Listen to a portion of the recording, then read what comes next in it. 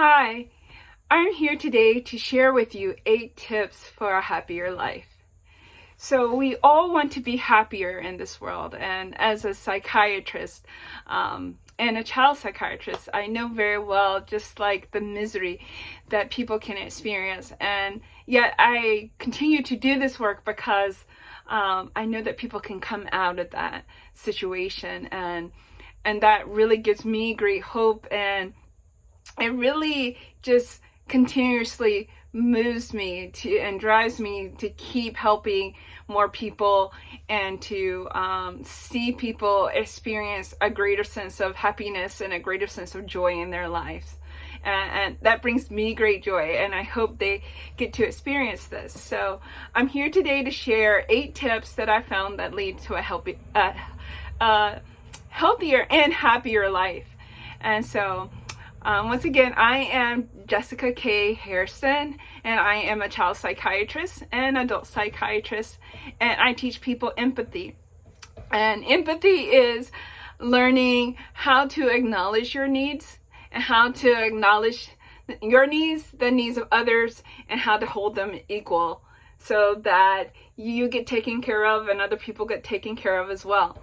And so it brings me great joy to be able to share with people how to have more balance in their lives. And after helping hundreds of people, I want to do this on a larger scale.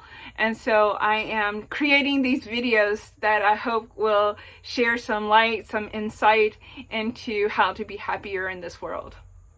So here we go. 8 tips to a happier life. The first one is practice empathy. And when I say practice empathy, I mean to learn how to take a moment for yourself to acknowledge where you are, what needs you have that are being fulfilled and which ones are not, and how to develop a conversation around that so that you can get more of your needs fulfilled. And you do that by first having empathy for yourself, which begins with introspection. So you'll hear me talk about practicing empathy in the videos to come. So I will share more about that. But I really want to do with this video is a broad stroke of like 8 different things. And so we'll go into each one of these deeper in future videos. So stay tuned. So the first one is practice empathy for yourself and for others. The second one is it's really important to value people more than possessions. Value people more than possessions. And when you value people, that means you start investing in relationships and investing in your own character and investing in other people as well. So you see that what you give to others is an investment in them, and what they give to you is an investment in you. And you develop relationships with people. And we want to develop more positive, life-affirming, giving and receiving reciprocal relationships. And when your relationships have these characteristics about them, they are happier relationships. And that will allow you to value people more than possessions. But right now we're kind of geared toward having things and having status and wanting, the best things rather than the best relationships. But if you really want to be happier, you want to cultivate really positive relationships and value people more than possessions. So that's number 2. So number 3 here is just coming to the conclusion and really learning and really realizing that all situations are temporary. We all have our ups and downs, and these situations are temporary. Whatever situation you're in right now, the people around you, your experiences, the possessions that you have, they're all temporary. They will change. So some things change in a matter of moments, some things change over a course of weeks to months, and some things take years.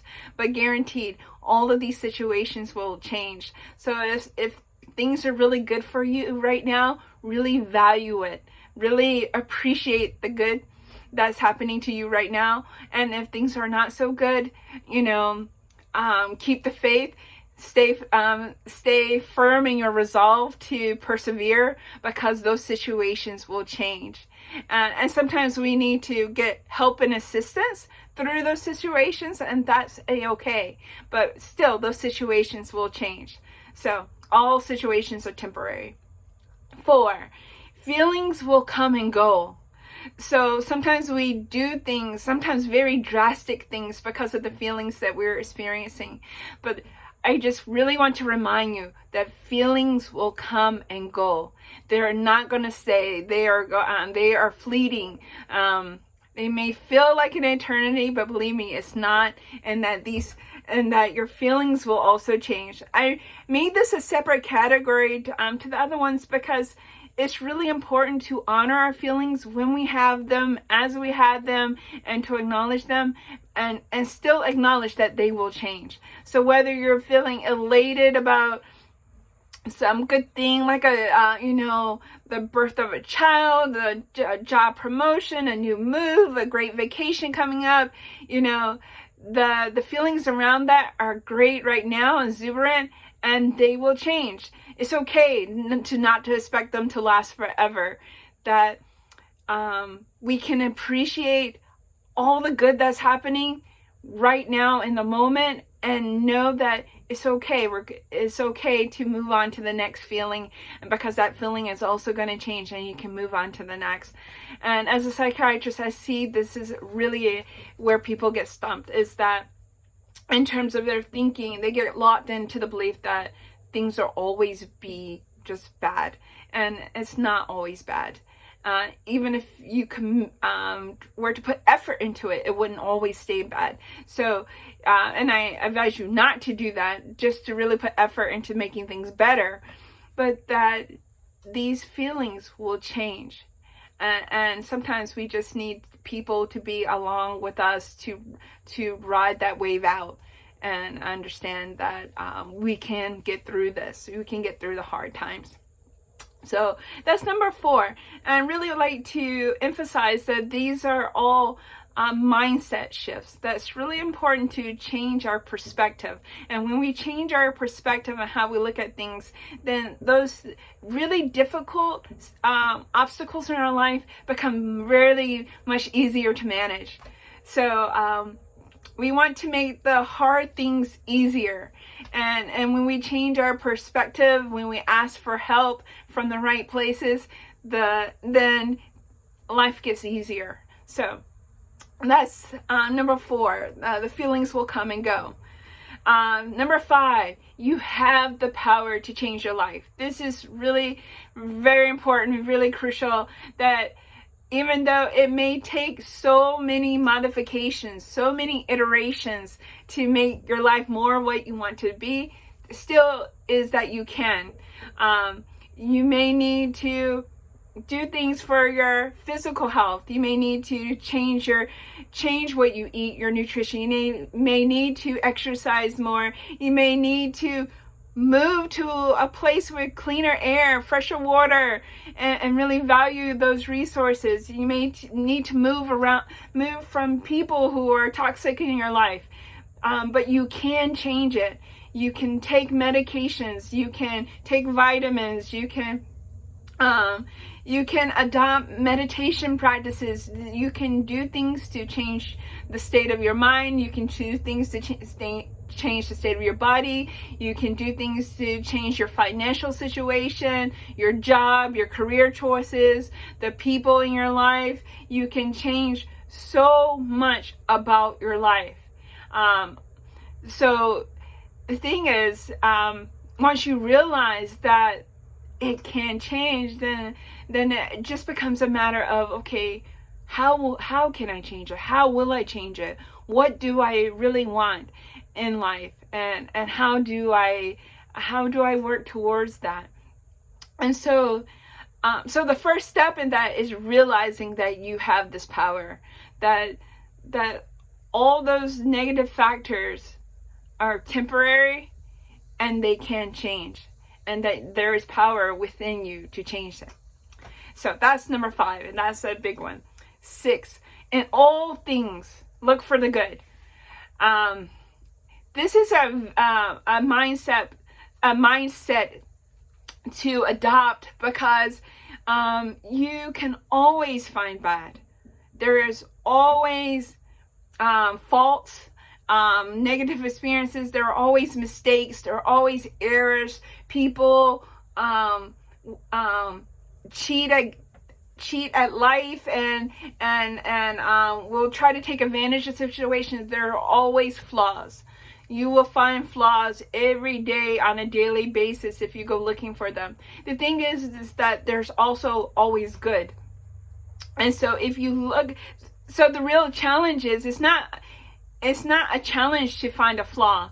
That's easy to do. The challenge is to find the good and to learn how to amplify that. How do you make, bad situations better? And how do you make good situations even better, like more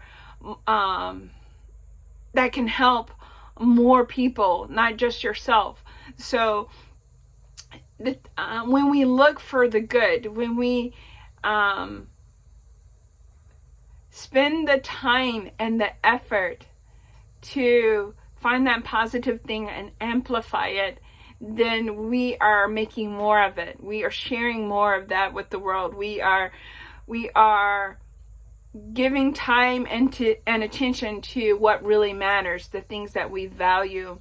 So if you fall down and someone stops and lends your hand and helps you up, rather than focusing on the mistake that caused you to fall, if you focus on, oh wow, that was really good, someone's helping me up, that mindset will carry you through to the next moment. Because after a while, all the negative thinking accumulates. It accumulates in critical and fault-finding behaviors and thought patterns, and they can get really locked in. I know so many people who have gotten really locked into negative thinking patterns. So if you want to change how you think, a really good place to start is to start looking for the good. And so that's number 6. In all things, look for the good. Number 7, practice forgiveness. Because this world has so many flaws and problems, so you can get into this mode of being, well, it shouldn't be this way, or this things should be the way I think they are. And in actuality, we're not in control of all the things that happen around us. So it's really important that we learn to forgive ourselves and that we learn to forgive others for not being all powerful, because we're not fully in control. There is no one person that is fully in control of what's going on or is 100% responsible for the things happening in your life. Those mindsets are faulty, actually. That really, we have to see that the world is moving in and around us, and we are a part of it, and that we are not the one controlling and all the things that happen. I mean, even in terms of what's happening in our own body, or whether or not we blink, and our heartbeat and our breathing. And so there are things that we can manage and just take control of, but we're not in control of these things at all times. And so it's really important to really respect that because we're not all powerful, and that it's really important to practice forgiveness for our own sakes and for the sakes of others, because people will make mistakes, people will disappoint you, and that to err is human, but to forgive is divine. So it's really important that we cultivate forgiveness and practice forgiveness. And that really brings me to number 8, which is developing your spiritual side. That we all have a spiritual side of us, and it's important to look for that, and to fan that flame, and to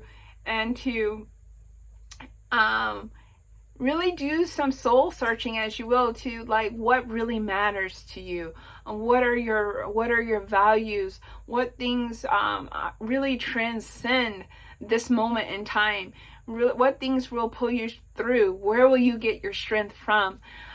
Developing your spiritual side, whether you practice prayer or meditation, or you fast, or you practice silence, or you give in charity, or you volunteer, or you make sacrifices for other people. But when you do things that are of your higher self, higher nature, and you come in contact with that which is greater than yourself, then it's a very rewarding and humbling experience, and it brings a different quality to life. That now you can see that your happiness is not just based upon what you have, but it's also it's your happiness expands beyond you.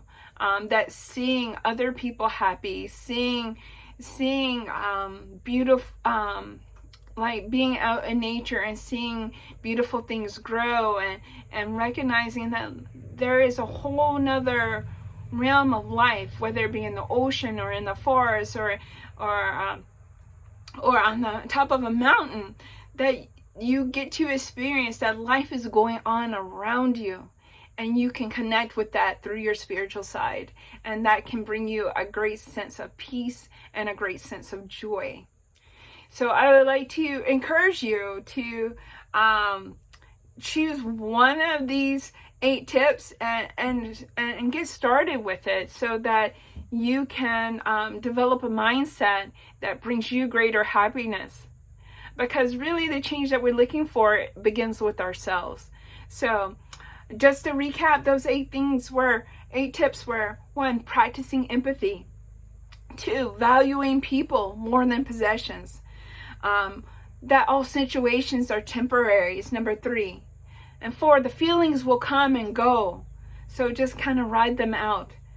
And 5, you have the power to change your life. 6, in all things look for the good. 7, practice forgiveness. It will serve you well. And then 8, develop your spiritual side. Start doing things that allows you to feel this connectedness with others. So that's all we have time for today. I really appreciate you all tuning in. I really appreciate you joining the conversation. If you would leave comments, that would be great.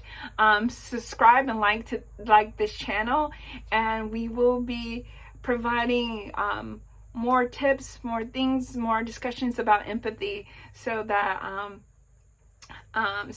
you can have real tools to help you have a happier life. So thank you so much, and take care.